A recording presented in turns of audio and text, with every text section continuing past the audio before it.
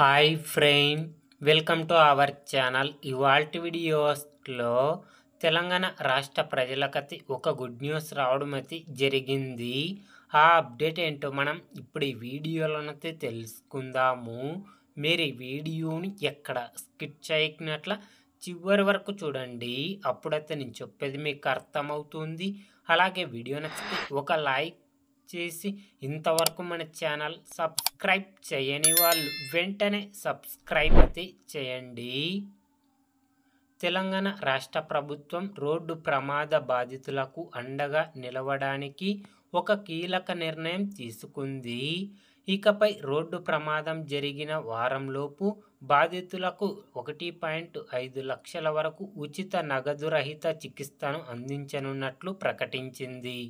ఈ పథకం ద్వారా ఆకస్మిక ప్రమాదాల బారిన పడి తీవ్ర గాయాల పాలైన వారికి తక్షణ వైద్య సహాయం అందించి వారి ఆర్థిక భారాన్ని తగ్గించాలనే లక్ష్యంతో ప్రభుత్వం ఈ చర్య చేపట్టింది.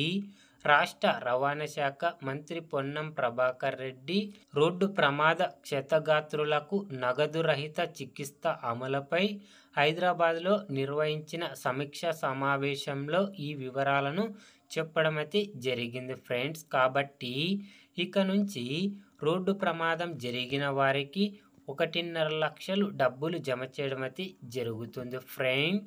తెలంగాణ రాష్ట్ర ప్రజల గురించి ఏ చిన్న అప్డేట్ వచ్చినా అందరికంటే ముందుగా తెలుసుకోవాలి అంటే వెంటనే మన ఛానల్ని సబ్స్క్రైబ్ అయితే చేయండి friend. Thank you for watching my video.